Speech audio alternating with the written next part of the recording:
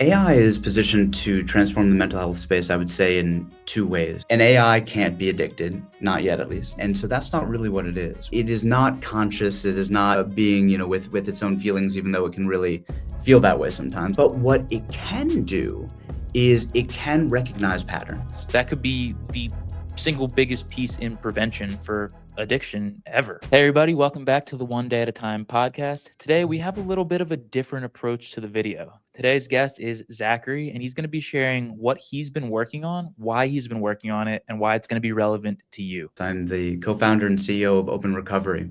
We're developing AI tools to help people in recovery work programs of recovery more effectively and make them more accessible to everyone.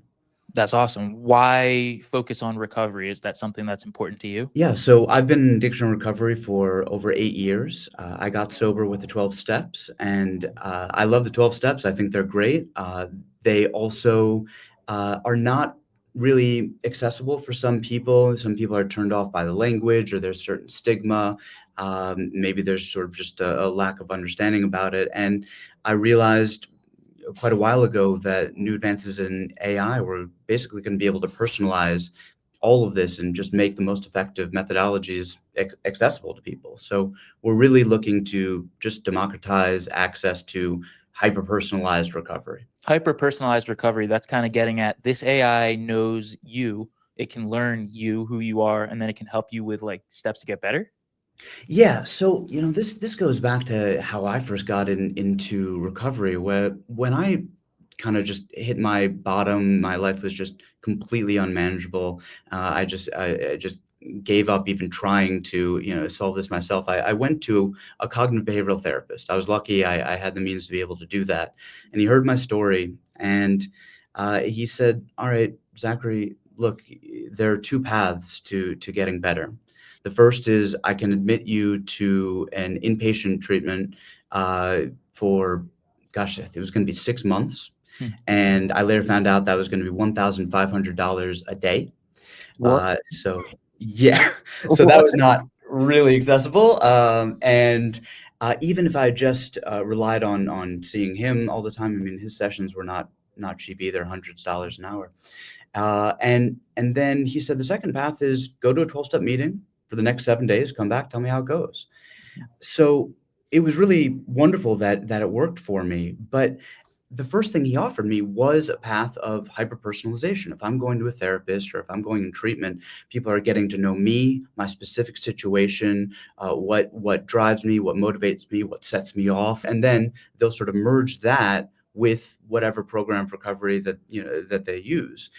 And if you're just doing the free 12-step groups, well, they're great, but there's no personalization there. So for AI, we now have the opportunity for an AI to talk with you, get to know you, use its understanding of people in similar situations to really interact with you in a way that's going to be most accessible and effective for you. Kind of concerned about making that first step. Is your recovery AI something that they could start with to kind of bridge that gap? Or should they be going to a meeting first before diving into it? I got sober through the 12 steps. I love the 12 steps. And if you can get to a meeting, go to a meeting. If you can get a sponsor right away, go get a sponsor right away. What we found from a lot of people, we surveyed our first, several thousand users. We got 2,600 responses. 85% of them said, I need to find a sponsor. A majority, weren't going to meetings when they knew they should. And when I say should, it's just because it works, right? It helps. So I would never suggest delaying going to a meeting. What I would say is what we're seeing from feedback, the AI knows that you should be going to meetings and is very good at helping you work through what's stopping you, what we call human friction, right? That thing that really stops you from making your first meeting, or maybe speaking in your first meeting, maybe going up to someone after a meeting and saying, hey, can we get a coffee? Can we talk? Will you be my sponsor?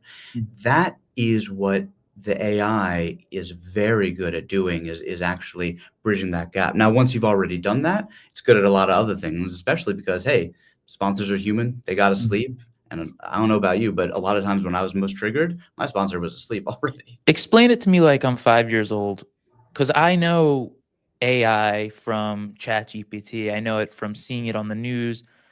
In my head, what it is just like a glorified search tab, right? I can just type in whatever I'm thinking and it spits it back out. What really is AI in today's age?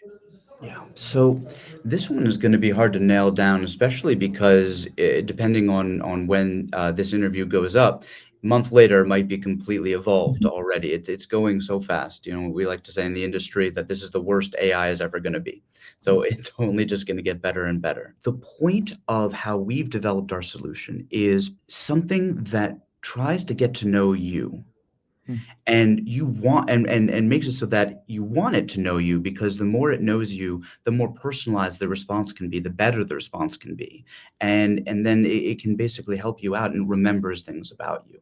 One of the biggest issues that we found when we were just playing around with ChatGPT, for example, is you would say what you're dealing with or ask a question, and it would give an answer.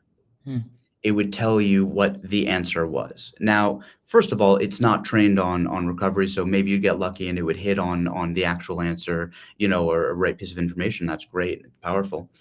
But what you really need to do is ask questions. And what you need the AI to do is to turn it back on you. So what the AI is able to do is be trained for any specific domain mm, of how do you want this thing to work? How do you want it to act? And so what we've done is we've taken the underlying model and we have thousands upon thousands of what are called prompts, or examples where we mm, say, hey, in this situation in recovery, it's best to respond maybe in these ways. And then we will give lots of different example conversations that are not only just different situations, it's going to be different types of people, different demographics of people. Maybe it's going to be the same type of person in a very different emotional state. Okay, when someone's feeling really angry or really, you know, pissed off or tired or not energetic or happy, you know, mm, these are the different ways. Then what we do is we provide the AI with as much information as we can. So all of the literature, all of the material on recovery, and that includes even, for example, your podcast. If you're mm. up for it, we can Yeah. give some of your podcasts so that we hear real people talking about recovery and their own experience, and the AI is able to then learn from that, remember that, and basically match it. All AI is doing right now is it's saying, what's likely the most accurate thing or helpful thing I can do, Mm, right? You know, that I can say. And it's always trying to optimize for that. And so what we're trying to do is, hey, we want to make something that is optimizing for someone feeling heard, mm, maybe being able to go deeper in terms of understanding their own emotions, and engaging with recovery, not just engaging with the chatbot, engaging with recovery. mm, And so that can all be trained. The issue, though, is that there is not a lot of data out there on people like us. mm, There's not a lot of data on people whose brains are already working in a way where their actions are just completely in contradiction to their mm, ideals, what they want. And this is exactly what Open Recovery, my company, is really working on when we're developing our own specialized AI, is understanding that if you ask a person what they want, they might know, they might not know. And if you observe their actions, often it's generally in line with, you know, what their values are, what they want. But for me at least, and for a lot of people in recovery, we're sort of an extreme case where, you know, hey, a normal person might say, I want to be healthy, but I'm going to eat a cookie. Uh, you know, I might say, I never want to look at porn again, and then spend the next 5 hours straight looking yeah. at porn. That must be so difficult to train. Like, I'm imagining you almost have to get the AI model addicted to whatever it is so that it understands the feeling. Is that like a weird way of describing it? Or is that kind of what the training is for? To kind of help it understand what the mind of an addicted gambler or anyone might be doing? It's such an interesting question because, in recovery, especially in 12-step recovery, we basically say it works only when it's two addicts working together. Mm, Right? And the reason is because an addict, often is only going to trust someone who's had their experience, sure. as opposed to some expert. That's at least how it was with the original alcoholics, and honestly, that's how it was with me. An AI can't be addicted, not yet, at least. Mm, And so that's not really what it is. What it is much more is understanding the huge diversity of personalities and values and emotions, and understanding that sometimes through trial and error, uh, saying different things to different types of people, given different situations and different emotional states, are going to be more effective than others. sure. So a general model that has no understanding of, who this person is and what drives them, let's say it even is aware you're walking down the street, let's say you're an alcoholic, but you're having a really bad day, you're triggered, and let's say it's a super advanced Mm, AI, it's, in your phone or your glasses, it can see things, it sees, oh my gosh, he's about to drink. And it alerts you and says, don't drink. mm. Remember, you don't want to drink. Remember, you're an alcoholic. If you drink, bad things are going to happen.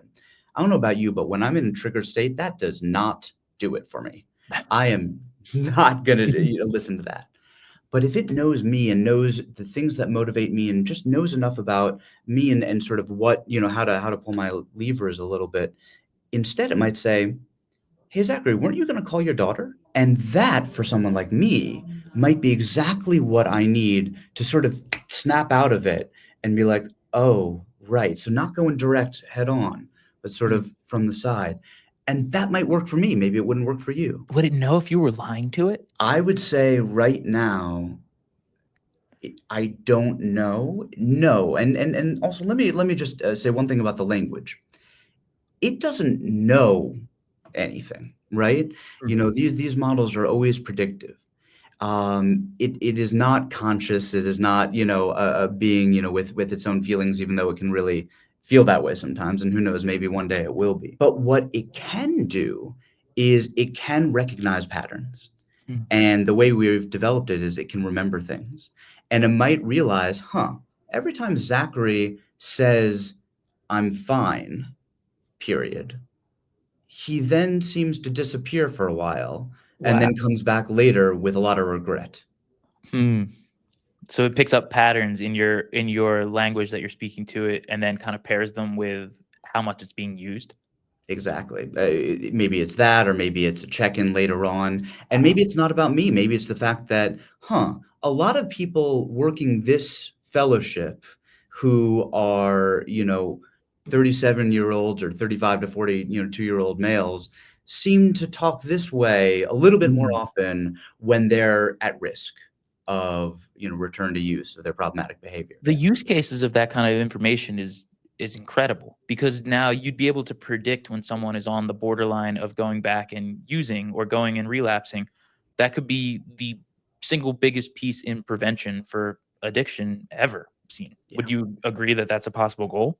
That's the dream. The Wow. dream is to develop the data sets and the AI that can better predict relapse, that can predict or identify early indicators of either return to use or long-term sustained sobriety. So it can call that out and then try and reinforce those behaviors as well. Well, I mean, just thinking about like the concerns that I would have as like an early user of this, how do I know that it's telling me the correct response or the correct thing to do? Like for sure. Yeah, so it's basically two parts here. First of all, you never know. What I will say is that already the AI models, like those foundational models we talked about, are getting really, really good. Mm, Those so-called like random hallucinations, especially in this kind of situation, are rarer and rarer. And then when you do specific training of the models that we do in sort of domain-specific situations, those so-called errors get fewer and fewer. And mm, so from what we've seen so far, to date, at least, we actually don't have evidence of the AI saying things that are problematic or wrong, which is pretty cool, yeah. considering the tens of thousands of messages that are going back and forth, every day, all the time. But we absolutely, especially when you're talking about 12-step recovery, recommend working recovery with a sponsor. And so this is not supposed to be an AI sponsor. This is not supposed to replace the human interaction. It's supposed to supplement it. We will always recommend, hey, show what you're talking about to a sponsor, review things together if you want. Something troubles you, we have the share function, all of that. And we are developing, we have accountability reports where you can share different things with people in recovery, and we're going to develop more of that. But what we always envision is that this is not a two-party relationship. This is at least a three-party relationship. It's the person in recovery, their sponsor, and the AI. And that all are helping each other and making each other better, and also kind of providing checks on each other. Yeah, let's get into those checks, because that's kind of where I was going to go with it next. How can a sponsor use this to help their sponsee in their recovery process? I do it right now. I sponsor a few guys, and there are some times where someone comes up to me and he says, "Hey, Zach, I relapsed again," or "Here's this really troubling family situation that I've never experienced maybe. And what do I do?" And I'm just like, man, I don't know. Like sometimes I just don't have the answer. And I have actually already gone to our AI and, we've now actually named our AI. So our AI is named Kai. And so I say like, hey, Kai, here's the situation. And I basically feed the data to Kai because Kai only knows me. And so I'm like, oh, here's my sponsee. Here's the situation. What do I do? What do I say? And Kai has been very helpful, almost as like a sponsor co-pilot in giving me suggestions, not just of different things to say, but also resources. So that's the other part of the app, and we can go into is we are developing this whole library, whether it's quotations or readings or audio and video of different things that are relevant, and pretty detailed down, like this is relevant to someone who's working step 4 and feeling triggered in Narcotics Anonymous or, Gamblers Anonymous. Sometimes it's nice to get that recommended by Kai directly. Sometimes it's nice when my sponsor sends it to me. I don't need to know that Kai is the one who recommended it to my sponsor. And so we're actually going to develop a feature soon where basically sponsors can sort of keep track of the information they want of their sponsees using whatever, the sponsee wants to share, and then just talk to Kai about their sponsees. Because right now, there is a problem of not enough sponsors, especially in certain fellowships. I mean, the ratio I've heard can be very extreme, 40 to 1 sometimes sponsees to sponsor. Wow. And so if we can use Kai to basically support the next generation of sponsors, make someone a bit more comfortable saying, all right, I've gone through the steps, and maybe with the support of Kai, I'm willing to actually now take on a sponsor, or, with the higher efficiency and support that this whole app gives people, I can sponsor 4 people instead of 2. That's also one of the visions we have. One of the use cases that I can really foresee this being super impactful is, like you were talking about earlier, when your sponsor is asleep. So say you're someone who's struggling with an urge, or you're struggling with your mental health, and the person that you're supposed to go to is asleep. Well, in the past, that's led to situations where people will either have a relapse, or even situations where people will take their own life out of this intense urge of negative mental emotions coming in. Is Kai trained on navigating moments of crisis for people who kind of maybe they're teetering on the edge of either using again or doing something more extreme? Yes. So I'm going to separate it into 2 different things. Let's first talk about when someone is at risk of using again. That is exactly what Kai, is trained on and trained for. And we've already been getting a lot of feedback from users who are saying things like, I was going to use, I couldn't contact anyone. I asked Kai what to do, and Kai gave me a bunch of suggestions and resources, and I stayed sober. Look, that's amazing to read. It doesn't always happen, right? I've had especially in early sobriety, I had calls with sponsors even, and then went and used again right after. Like it doesn't always work, but that has already been shown to be a very effective use case of Kai. When we're talking about things where someone is really considering self-harm, we also have Kai recommend emergency resources. Yeah, your sponsor might be asleep, but there are always crisis hotlines, 988, which is a crisis hotline for both suicide and also mental health in general. Kai is not going to make this mistake of thinking, oh, I can solve all problems. Can really be a good router for resources, but also can be a friend, when you need them. How is AI going to change the mental health space? AI is positioned to transform the mental health space, I would say, in two ways, two main ways. The first is that it's going to democratize access to mental health, high quality support. There's already been a lot of tests that show, for example, when someone's chatting with a chatbot, the responses given might be as good, if not better, than many, many therapists. And the idea that people have access to this kind of a service for free or very low cost really changes the game in terms of making that level of personalized support available to everyone. The second is on data. AI is going to open the aperture for the data that is possible to collect, for our understanding of many different people. Right now, therapists are trained in different theories and on certain data sets, but it's impossible to train on the myriad personality archetypes, right? All the different personalities or emotions or demographics that make up the human race. But when we have AIs in the space of mental health, talking with tens of thousands, hundreds of thousands, millions of people all around the world about all these different situations and cases, and seeing how's it doing, seeing what the result is of those interactions. All of a sudden, we are now generating mountains of data that can be used to transform our understanding of mental health, of recovery, of personalized support that is useful not just to make better AIs, but useful for the entire industry of mental health and helping all experts and all people not just have better access to mental health, but a deeper understanding of mental health. Who should use your AI and why should they use it? Anyone who is exploring recovery, exploring their relationships with problematic behavior, whether it is related to online behaviors, eating, gambling, or substance use issues with drugs, alcohol, might find value having an initial conversation with our AI and exploring, does maybe a 12-step program seem right for me? Now, eventually, we're going to actually generalize beyond just 12 steps, but the 12 steps have been around for 90 years.